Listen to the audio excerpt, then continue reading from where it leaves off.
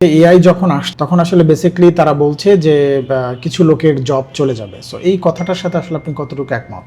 না, আমি পুরোপুরি একমত না। কারণ হচ্ছে এআই আসলে আমার কাজকে সহজ করার জন্য এসেছে, কোনো মানুষকে রিপ্লেস করার জন্য না। কারণ আমি যদি একটু ছোট করে একটা উদাহরণ দেই, ধরুন একজন ডিজাইনার, ওনার ক্রিয়েটিভ থিঙ্কিং থেকে যে ডিজাইনটা আসবে, বা একজন ভিডিও এডিটর উনি যেভাবে থিঙ্কিং করতে পারবে, বা একজন ডিজিটাল মার্কেটার হিসেবে যদি বলি, একটা অ্যাডকে অপটিমাইজ করার জন্য বা এসইওতে কাজ করার জন্য যেভাবে আমরা ডিসিশনগুলো নিতে পারবো, এটা আসলে এআই ফুললি ওইটা পারবে না। এই জন্য অবশ্যই এআই ইউজ করবো আমরা, কিন্তু একজন মানুষকে দরকার আছে। যদি আমরা কিছু প্রম্পট ইঞ্জিনিয়ারিং করি এখানে, লাইক আমি যদি এআই কে বলি act as my senior strategist যার 10 বছরের অভিজ্ঞতা আছে, সো আপনি আমাদেরকে এই কন্টেন্টের উপরে আপনি আমাদেরকে 2500 থেকে 5000 ওয়ার্ডের মধ্যে একটা কন্টেন্ট লিখে দেন এবং কন্টেন্টের স্ট্রাকচার এটা এই হবে, তাহলে কি আপনি মনে করেন যে আসলে ইম্প্যাক্টফুল হবে? হ্যাঁ, অবশ্যই আমি একমত আপনার সাথে। কারণ একটা হিউম্যানাইজড কন্টেন্ট একজন মানুষের কাছে পড়তে